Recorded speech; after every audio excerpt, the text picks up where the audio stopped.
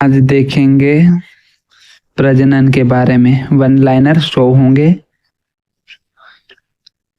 प्रजनन जीवों द्वारा अपनी ही जाति के नए जीव उत्पन्न करने की प्रक्रिया प्रजनन कहलाती है।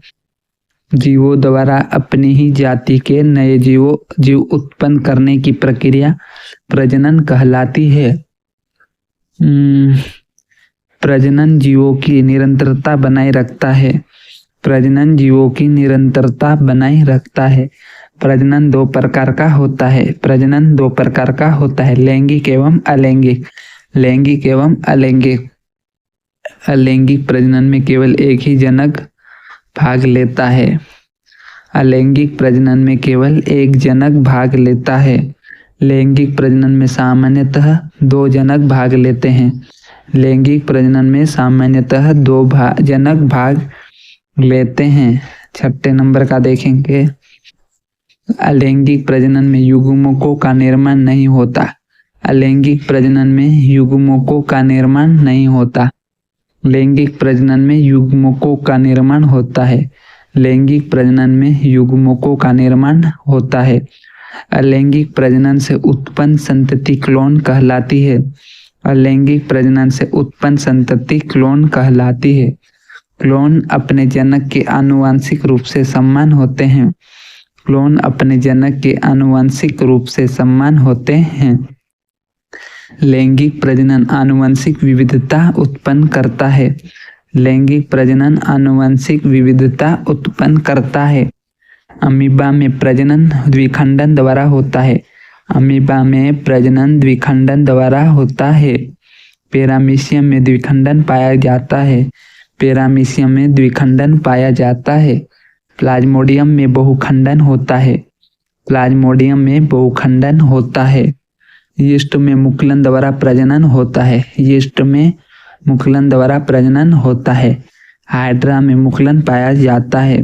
हाइड्रा में मुकुलन पाया जाता है। 16 नंबर का देखेंगे। स्पाइरोगाइरा। स्पाइरोगाइरा में विखंडन द्वारा प्रजनन होता है। स्पाइरोगाइरा में विखंडन द्वारा प्रजनन होता है। प्लेनरिया में पुनर्जनन की क्षमता होती है। प्लेनरिया में पुनर्जनन की क्षमता होती है। राइजोपोस में बीजाणु निर्माण होता है। राइजोपोस में बीजाणु निर्माण होता है। बीजाणु प्रतिकूल परिस्थितियों को सहन कर सकते हैं। बीजाणु प्रतिकूल परिस्थितियों को सहन कर सकते हैं। पुनर्जनन में शरीर का भाग नया जीव बना सकता है। पुनर्जनन में शरीर का भाग नया जीव बना सकता है। फूल पौधों का प्रजनन अंग है। फूल पौधों का प्रजनन अंग है। पुष्पी पौधों में लैंगिक प्रजनन होता है। पुष्पी पौधों में लैंगिक प्रजनन होता है। पुंकेसर फूल का नर जनन अंग है। पुंकेसर फूल का नर जनन अंग है। स्त्री केसर फूल का मादा जनन अंग है। स्त्री केसर फूल का मादा जनन अंग है। परागकोश पुंकेसर का भाग है। परागकोश पुंकेसर का भाग है। 26 नंबर का देखते हैं। तंतु पुंकेसर को सहारा देता है। तंतु पुंकेसर को सहारा देता है।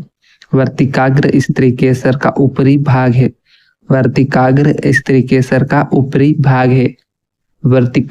वर्तिकाग्र और अंडाशय को जोड़ती है। वर्तिकाग्र और अंडाशय को जोड़ती है। अंडाशय में बीजांड उपस्थित होते हैं। अंडाशय में बीजांड उपस्थित होते हैं। परागकण नर युग्मक धारण करते हैं। परागकण नर युग्मक धारण करते हैं। परागण परागकणों का स्थानांतरण है। परागण परागकणों का स्थानांतरण है। स्वपरागण एक ही पौधे में होता है। स्वपरागण एक ही पौधे में होता है। परपरागण दो अलग पौधे के बीच होता है। परपरागण दो अलग पौधे के बीच होता है। वायु परागण का प्रमुख माध्यम है। वायु परागण का प्रमुख माध्यम है।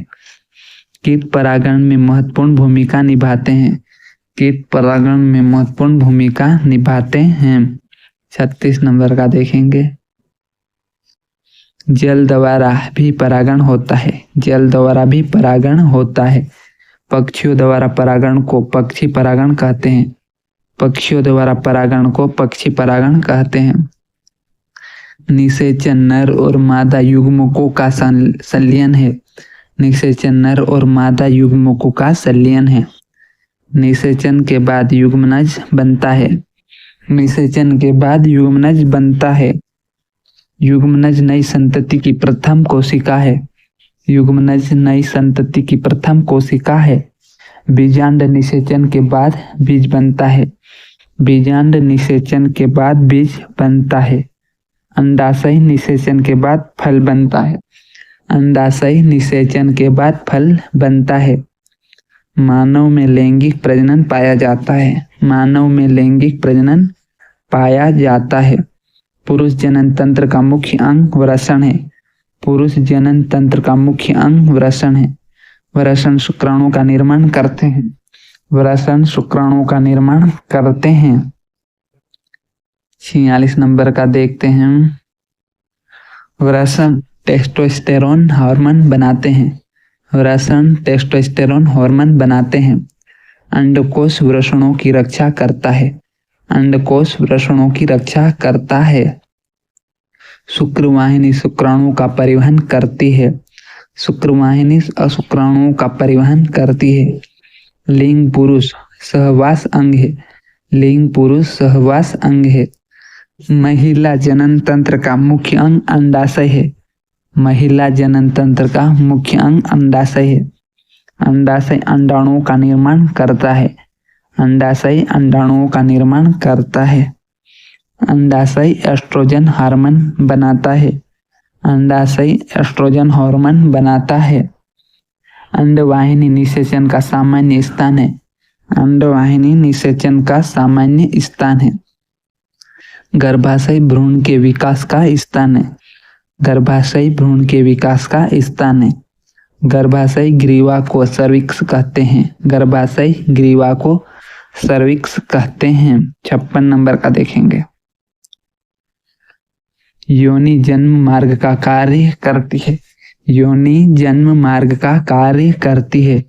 मानव में निषेचन आंतरिक होता है, मानव में निषेचन आंतरिक होता है। यौनावस्था में जनन अंग सक्रिय हो जाते हैं, यौनावस्था में जनन अंग सक्रिय हो जाते हैं।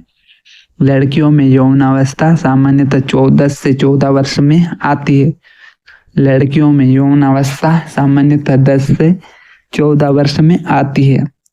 लड़कों में यौनावस्था सामान्यतः 12 से 16 वर्ष में आती है, लड़कों में यौनावस्था सामान्यतः 12 से 16 वर्ष में आती है। मासिक धर्म केवल महिलाओं में होता है, मासिक धर्म केवल महिलाओं में होता है। मासिक धर्म चक्र औसतन 28 दिनों का होता है, मासिक धर्म चक्र औसतन 28 दिनों का होता है। मासिक धर्म निषेचन न होने पर होता है, मासिक धर्म निषेचन न होने पर होता है। अंडोत्सर्जन में अंडाशय से अंडाणु निकलता है, अंडोत्सर्जन में अंडाशय से अंडाणु निकलता है। अंडोत्सर्जन सामान्य चक्र के मध्य में होता है, अंडोत्सर्जन सामान्य चक्र के मध्य में होता है। 66 नंबर का है। निषेचन के बाद युग्मनज विभाजन करता है, निषेचन के बाद युग्मनज विभाजन करता है। युग्मनज से भ्रूण बनता है, युग्मनज से भ्रूण बनता है। भ्रूण गर्भाशय में आरोपित होता है, भ्रूण गर्भाशय में आरोपित होता है। आरोपण को इम्प्लांटेशन कहते हैं, आरोपण को इम्प्लांटेशन कहते हैं। भ्रूण के विकास के लिए प्लेसेंटा आवश्यक है, भ्रूण के विकास के लिए प्लेसेंटा आवश्यक है। प्लेसेंटा माँ और भ्रूण को जोड़ता है, प्लेसेंटा माँ और भ्रूण को जोड़ता है। प्लेसेंटा ऑक्सीजन का आदान प्रदान करता है, प्लेसेंटा ऑक्सीजन का आदान प्रदान करता है। प्लेसेंटा पोषक पदार्थ पहुंचाता है, प्लेसेंटा पोषक पदार्थ पहुंचाता है। प्लेसेंटा अपशिष्ट पदार्थ हटाता है, प्लेसेंटा अपशिष्ट पदार्थ हटाता है। भ्रूण के विकसित होने पर उसे गर्भस्थ शिशु कहते हैं। भ्रूण के विकसित होने पर उसे गर्भस्थ शिशु कहते हैं। 76 नंबर का देखेंगे। मानव का गर्भकाल लगभग 280 दिन होता है। मानव का गर्भकाल लगभग 280 दिन होता है। गर्भकाल लगभग 9 माह का होता है। गर्भकाल लगभग 9 माह का होता है।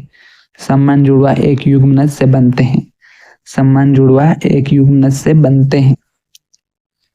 समान जुड़वा का लिंग सामान्यतः सम्मान होता है। समान जुड़वा का लिंग सामान्यतः सम्मान होता है। असमान जुड़वा 2 अंडाणुओं से बनते हैं। असमान जुड़वा 2 अंडाणुओं से बनते हैं।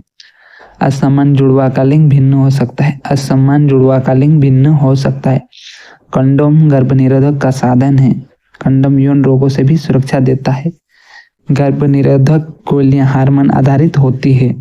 कोपल्टी गर्भाशय में लगाई जाती है। 86 देखेंगे। नसबंदी स्थायी गर्भनिरोधक विधि है। नसबंदी स्थायी गर्भनिरोधक विधि है। परिवार नियोजन जनसंख्या नियंत्रण में सहायक है। परिवार नियोजन जनसंख्या नियंत्रण में सहायक है। आनुवंशिक विविधता विकास का आधार है। आनुवंशिक विविधता का विकास का आधार है। लैंगिक प्रजनन विविधता को बढ़ाता है। लैंगिक प्रजनन विविधता को बढ़ाता है। अलैंगिक प्रजनन तेज गति से होता है। अलैंगिक प्रजनन तेज गति से होता है। बैक्टीरिया मुख्यतः द्विखंडन द्वारा प्रजनन करते हैं। बैक्टीरिया मुख्यतः द्विखंडन द्वारा प्रजनन करते हैं। यीस्ट एक एककोषीय कवक है। यीस्ट एक एककोशिकी कवक है। राइजोपोस को ब्रेड मोल्ड भी कहते हैं। राइजोपोस को ब्रेड मोल्ड भी कहते हैं। बीज पौधों के प्रसार का प्रमुख साधन है। बीज पौधों के प्रसार का प्रमुख साधन है। फल बीजों की सुरक्षा करते हैं। फल बीजों की सुरक्षा करते हैं। फल बीजों की सुरक्षा करते हैं। परागण नर युग्मकों के वाहक होते हैं। परागण नर युग्मकों के वाहक होते हैं। अंडाणु मानव शरीर की सबसे बड़ी कोशिका है। अंडाणु मानव शरीर की सबसे बड़ी कोशिका है। शुक्राणु मानव शरीर की सबसे छोटी कोशिका में से एक है। शुक्राणु मानव शरीर की सबसे छोटी कोशिकाओं में से एक है। प्रजनन जीवों की मूलभूत जैविक विशेषता है। लास्ट, प्रजनन के बिना किसी प्रजाति का अस्तित्व लंबे समय तक संभव नहीं है। प्रजनन के बिना किसी प्रजाति का अस्तित्व लंबे समय तक संभव नहीं। अब कल देखेंगे आनुवंशिकता वन लाइनर जिसमें सो होंगे। तब तक चैनल सब्सक्राइब कर दें।